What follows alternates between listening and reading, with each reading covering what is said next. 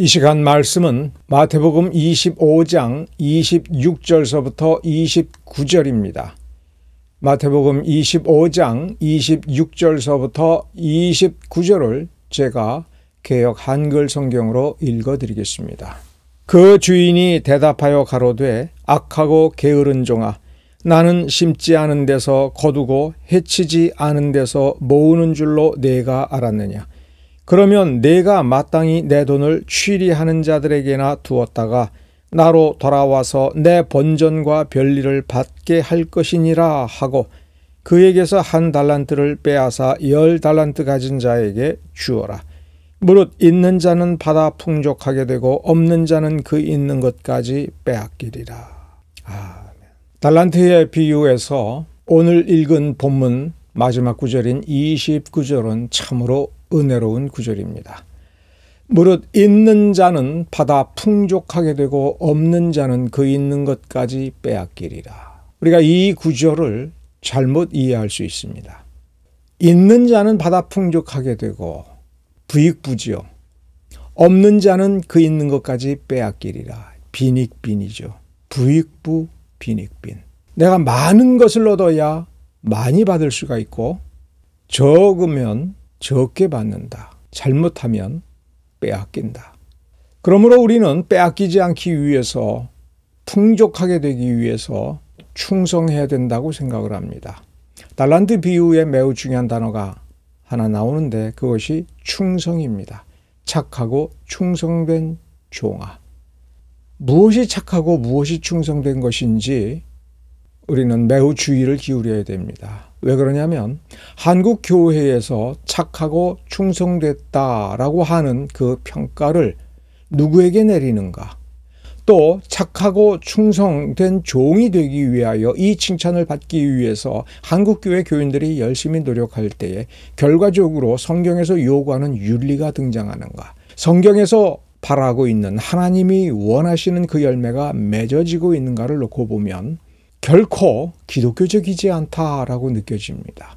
한국교회가 결론적으로 유교적 열매를 맺고 불교적 열매를 맺고 있다면 그것은 착하고 충성되기 위하여 열심히 노력한 결과가 유교적인 착함과 충성함이고 불교적인 착함과 충성함이며 심지어 무속적이라고 한다면 한국교회가 성경을 잘못 읽고 있는 거고 잘못 가르치는 것입니다.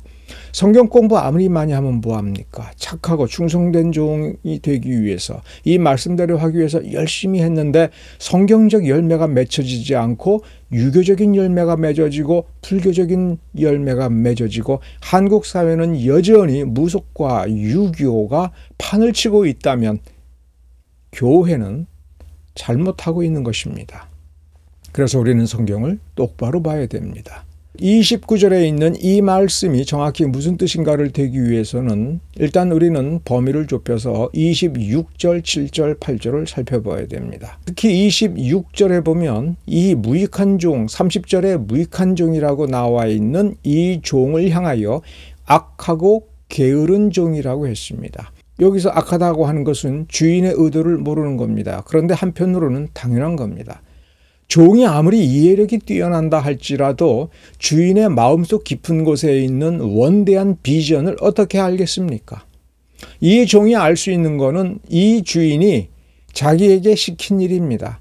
1달란트를 주고 이걸 가지고 내가 없는 사이에 네가 알아서 돈을 벌어와라 이렇게 말씀을 한 거죠. 그런데 왜 이 돈을 자기에게 맡겼을까? 어떤 종에게는 5달란트를 맡기고 또 다른 종에게는 2달란트인데 나한테는 1달란트야. 그런데 이 주인이 참 고약해. 나는 시키는 일이나 하는 것이지 나는 동업자도 아니고 돈을 빌려서 사업을 한 뒤에 그 이익을 어느 만큼 이 주인에게 돌려주는 어떤 계약 관계에 있지도 아니하는데 무턱대고 돈을 맡겨놓고는 그리고는 자기는 어디로 가버려? 놀러 가셨나? 따뜻한 남쪽 나라에 가서 휴양지에서 놀고 있나? 그럼 자기는 실컷 놀고 와서 내가 일하여 땀 흘려 일하고 정말 밤잠 못 자고 일하고 수고한 이 결실을 고스란히 가져가 이 주인이 참 고약하다. 나는 종이야. 무엇을 맡았어도 그것은 내 것이 아니고 그 맡은 것을 통해서 그 달란트를 통해서 어떠한 열매를 맺어도 그것은 내 것이 아니야. 이 주인은 나를 혹사한다. 이 주인은 나를 착취한다. 이렇게 생각해서 그러면 내가 주인을 골탕 먹여야지. 주인을 실망하게 만들어야지. 이렇게 생각했기 때문에 악한 종입니다. 그런데 게으른 종이다라고 했습니다. 게으른 종이니까 두 가지 의미가 있을 수 있습니다. 그래도 무언가는 했어야 된다. 한 달란트를 받은 종이 아무것도 하기 싫었어도 그래도 주인을 위해서 무언가는 했어야 된다.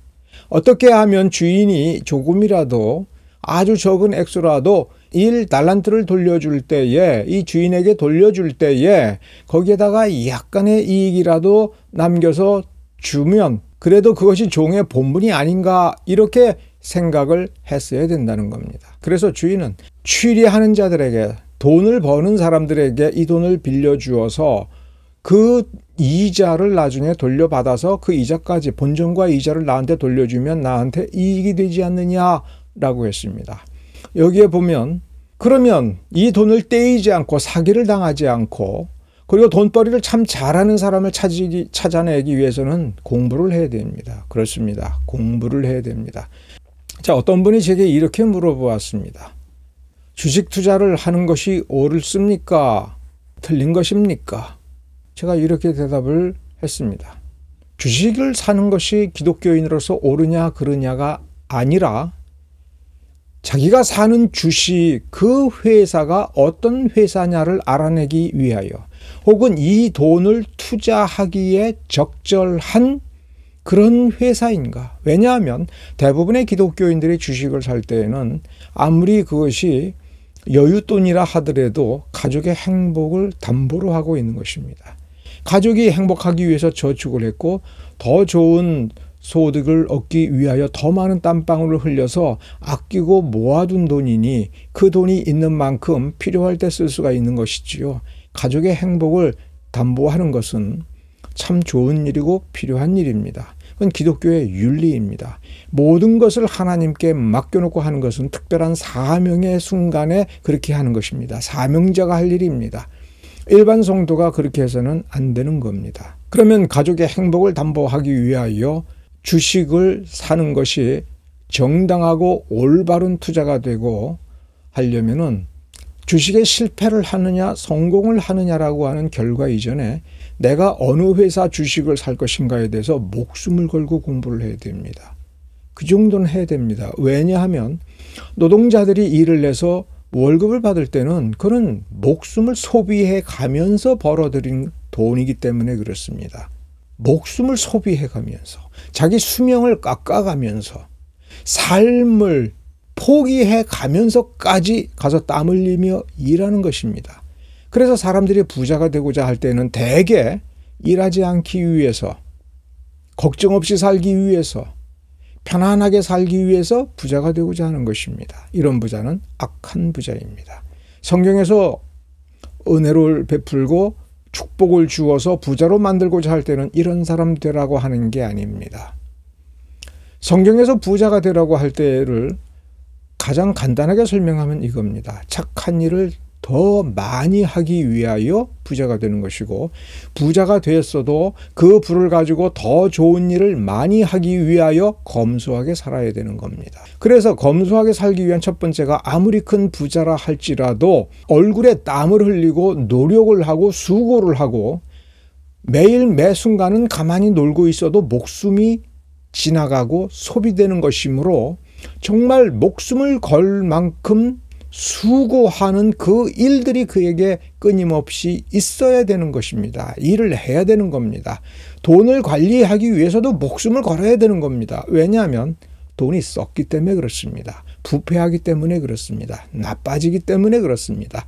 악한 사람들이 와서 악하게 만들기 때문에 그렇습니다. 그 돈을 선하게 벌고 선하게 지키고 선하게 늘리기 위해서는 정말 지독하게 공부를 해야 됩니다. 그러므로 게으른 종은 공부도 안 했습니다. 누구에게 돈을 빌려주면 좋을까를 고민하지도 않았습니다. 어차피 돈을 빌려준다면 이 주인의 성품이 선한 사람이든 악한 사람이든 이 종이 착한 종이고 충성된 종이라면 그 돈을 좋은 사업을 하는 사람에게 맡기고 사업을 잘하는 사람에게 맡겨서 좋은 이익을, 선한 이익을 거두어서 이 주인에게 주는 것이 옳습니다. 그렇습니다. 선한 이자는 성경이 반대하지 않습니다.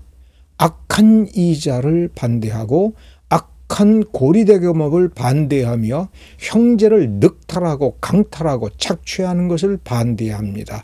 선하게 사업을 하고 선한 일을 많이 하여 좋은 이익을 얻어서 다른 사람들에게 잘 나누어 줘서 좋은 가정을 이루고 행복하게 살 수 있도록 좋은 고용을 보장해 주는 선한 부자를 하나님은 축복하시고 그런 부자가 많아지기를 원하고 우리가 그런 부자가 되도록 하는 것입니다. 이 게으른 종은 그 악한 품성에서 나오는 악한 꾀를 가지고 면피를 하면서 놀고 먹을 궁리나 한 것입니다. 이 사람은 종입니다. 주인이 올 때까지 누구 것을 먹고 어디서 잠을 잤겠습니까? 주인의 것을 먹고 주인의 집에서 잤겠죠. 그게 종입니다. 주인의 것을 먹고 자고 소비하면서 주인의 시간을 낭비하면서 아무것도 하지 않았습니다. 어떻게 하면 좋은 열매를 맺을 것인가에 대해서 단 한순간도 제대로 생각하지 않았습니다. 처음부터 악한 꾀를 내고 일하지 아니할 궁리를 했습니다. 그래서 악하고 게으른 종이며 그래서 아무런 결실을 주인에게 내놓지 아니했으므로 무익한 종입니다.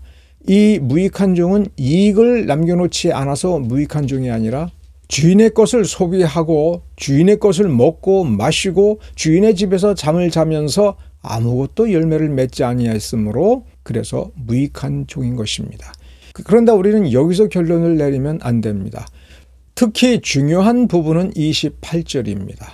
그에게서 한 달란트를 빼앗아 악하고 게으르고 무익한 종에게서 한 달란트를 빼앗아 10달란트 가진 자에게 주어라. 근데 여기서 빼앗아라는 말은 정말 기가 막힌 번역입니다. 가져다가 그에게서 받아다가 이렇게 해석을 해야 정확한 원문으로 되어 있습니다. 그런데 개역 성경은 빼앗아 이렇게 번역을 했습니다. 주인의 것을 도로 찾아다가 도로 가져와라 이렇게 번역하고 이렇게 해석을 해야 적당한 문장인데 빼앗아라고 했으니 번역이 지나치다 이렇게 볼 수 있습니다만은 28절 자체만 가지고도 이 빼앗아라고 하는 이 의역이 정말 기가 막히게 주인의 생각을 드러내고 있다라고 하는 것을 여러분 믿으시기 바랍니다. 확신하셔도 됩니다. 그 뒷부분에 10달란트 가진 자에게 주어라 라고 했을 때 여러분 어쩌면은 이 부분이 비유 전체에서 그리고 그 앞에 있는 10처녀의 비유까지를 통합해서 혹은 그 뒤에 있는 또 다른 비유와 관련해서도 매우 중요한 너무나도 중요한 구절입니다.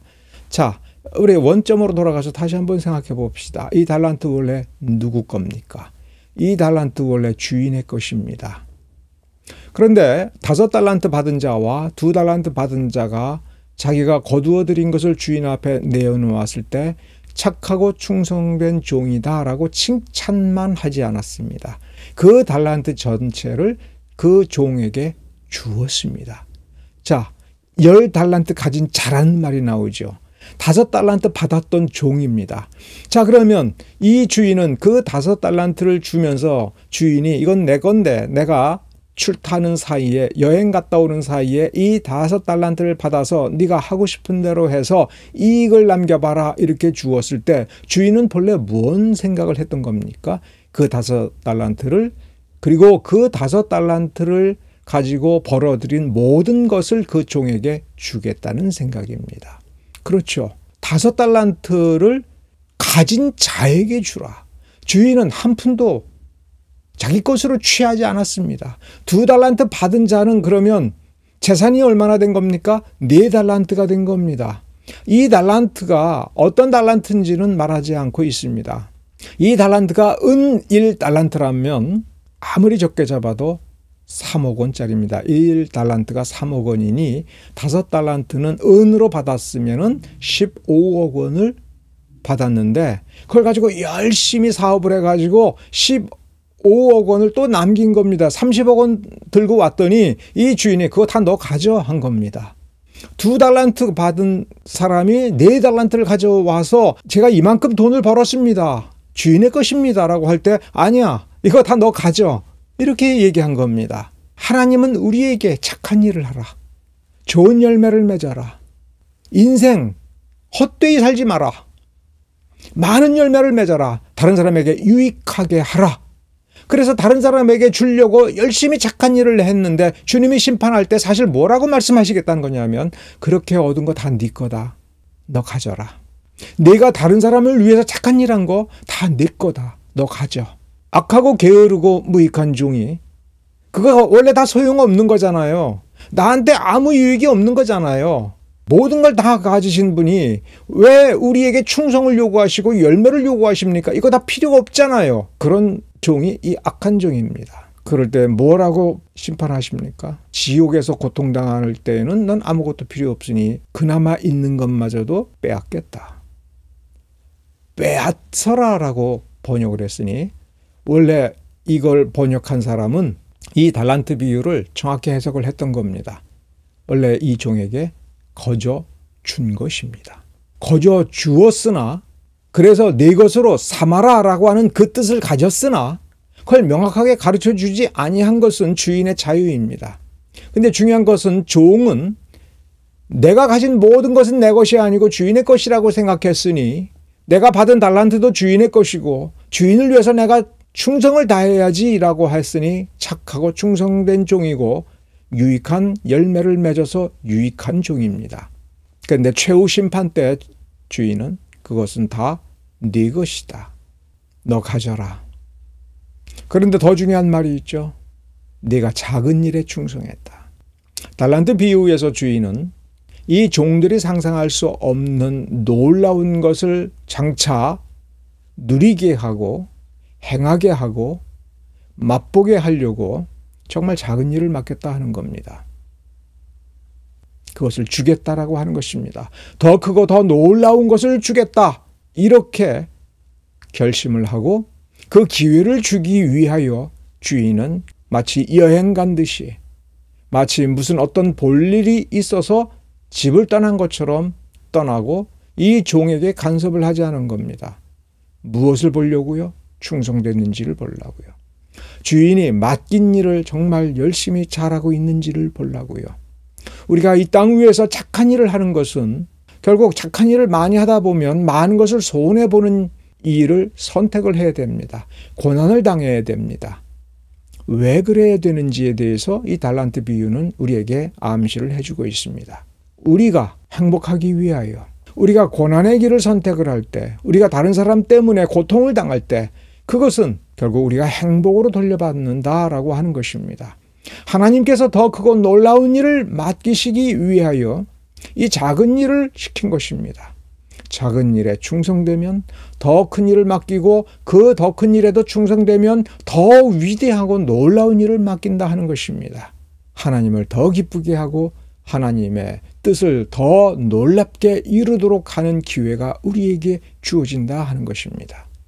작은 일에 충성합시다. 하나님의 나라는 지금 내가 작다, 허무하다, 무의미하다, 겨우 이까짓 것 이렇게 생각할 수 있는 작은 일. 그런데 아무리 해도 내게 무슨 유익이 없다. 내가 헛고생한다. 아무것도 아니다라고 할 때 우리는 하나님의 얼굴을 생각합시다. 하나님은 전능자이십니다. 하나님은 자비로우신 분입니다. 하나님은 은혜로우신 분입니다. 하나님은 우리에게 은혜를 베푸시는 분입니다. 그 은혜를 생각을 해야 한다는 것입니다. 그러므로 우리가 성경을 많이 읽었다. 성경의 맥을 잡았다. 성경을 통달했다. 필요한 일이죠. 그러나 그것은 준비입니다. 진짜 필요한 일을 위해서 우리 얼굴에 땀을 흘려야 되고 열매를 맺어서 주인 앞에 내어놓을 수 있는 그런 무엇인가가 있어야 되는 것입니다. 세상은 저절로 이루어지지 않습니다. 그렇죠? 세상은 저절로 이루어지지 않습니다. 누군가는 일을 해야 다른 사람들이 먹고 살 수가 있습니다. 누군가는 옷을 만들어야 됩니다. 좋은 옷을 만들고 좋은 식량을 만들며 좋은 식당을 경영을 하고 좋은 물건이 유통되도록 열심히 수고를 할 때 세상은 잘 돌아가는 겁니다. 세상이 잘 돌아가기 위해서는 세상에 돈이 있어야 됩니다. 돈 없이 세상은 잘 돌아갈 수가 없습니다. 그러므로 하나님이 이렇게 섭리하는 이 세상을 더 잘 돌아가게 하는 것은 하나님의 종으로서 매우 중요한 사명이며 할 수 있는 만큼 잘하면 참 좋은 것입니다. 우리는 하나님의 나라를 바라볼 때 하나님의 나라로 건너가서 저 영원한 세상을 사는 것에 소망을 품는 것만큼 이 세상을 더럽고 추하다라고 생각하되 그 세상을 버리고 무시하고 소홀히 여겨서는 안 됩니다. 왜냐하면 이 세상을 창조한 것이 하나님이십니다. 이 세상이 하나님께서 작심하시고 불태워 없애버릴 날이 있다 하지만 불태워 없애버릴 권세가 하나님께 있는 것은 이 세상이 하나님의 것이기 때문에 그렇습니다. 그런데 이 세상이 하나님의 뜻대로가 아니라 사악한 사람들의 욕심을 위하여 전쟁을 일으키고 서로 싸우고 서로 헐뜯고 착취하고 서로 괴롭힌다면 그것은 하나님의 나라를 모독하는 것입니다. 하나님의 나라는 저 하늘로부터 우리에게 임할 것입니다. 예수께서 재림하실 때에 하나님의 나라가 이 땅 위에서도 이루어지듯 우리도 그 나라에 들어갈 것입니다. 그러나 하나님의 나라가 임하든 어쨌든 그것은 하나님께서 하실 일이지만 우리는 이 땅 위에 이곳 우리가 흔히 마귀가 장악한 이 세상 본래 하나님의 것이니 하나님께 돌려드리고 하나님께 돌려드린다고 하는 것은 하나님의 뜻이 이루어지고 하나님께서 기뻐하시는 열매가 이 땅 위에서도 맺어지도록 하는 것입니다. 신자가 이 땅 위에 있는 것은 이 일을 위한 것입니다. 그런데 이곳에서 소홀히 함으로써 아무런 이익을 남기지 못한다면 우리는 악하고 게으르고 무익한 종과 똑같이 되는 것입니다. 우리가 이 땅 위에서 수많은 악에 둘러싸여서 우리가 그 악을 이길 수는 없다 할지라도 우리 삶의 영역에서 우리가 땀방울을 흘릴 수 있는 우리의 영역에서 착하고 좋은 열매를 맺도록 하는 것은 하나님의 능력으로 힘입는 것입니다. 하나님께서 방법을 가르쳐 주셨습니다. 그것이 율법입니다. 말씀대로 하는 것입니다. 율법을 율법이라고 생각하지 맙시다. 하나님이 종에게 주신 명령이라고 생각을 합시다. 그 종이 이 땅 위에서 하나님의 나라를 이루고 하나님을 영화롭게 하기 위하여 그리고 하나님을 위한 선한 열매를 맺기 위해서 어떻게 해야 되고 어떻게 우리를 훈련하고 길들이고 어떤 습관을 가지도록 만드는 훈련 도구라고 우리가 생각을 해야 되는 것입니다. 착한 일을 합시다. 착한 사람이 되기 위해서가 아니라 하나님을 영화롭게 하기 위해서 좋은 열매로 하나님을 기쁘게 해드리기 위해서 착한 일을 합시다. 그러면 하나님은 우리에게 칭찬하실 것입니다. 착하고 충성된 종아. 그런데 하나님은 거짓말하지 아니하시는 분입니다. 하나님께서 그렇게 칭찬을 하셨다면 우리는 그런 사람이 될 것입니다. 착하고 충성된 종이라고 할 때 우리는 진짜 착하고 충성된 종이 될 겁니다.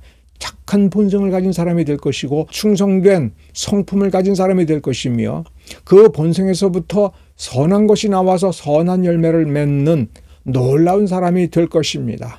우리가 스스로 착한 일을 해서 우리가 착한 일을 하기 때문에 우리가 우리를 착한 사람으로 만드는 것이 아닙니다. 우리 자신을 착한 사람으로 만들지 못하는데도 어떻게 우리가 착한 사람이 되는가? 그것이 예수 그리스도를 믿는 것이고 예수 그리스도를 믿었다면 예수께서 명령하신 대로 하나님의 말씀을 준행하고 하나님의 교훈을 따라 사는 것 그리고 하나님을 영화롭게 하기 위해서 자기를 낮추고 내려놓는 것을 끊임없이 수행할 때 이 믿음으로 말미암아 이 믿음이 온전해지고 온전한 믿음으로 말미암아 하나님의 능력에 의해서 우리가 변화될 것을 여러분 기억하시기 바랍니다. 이것이 어쩌면 크고 위대한 어떤 선물을 받는 자격이 될 줄로 여러분 믿으시기 바랍니다. 기도합시다.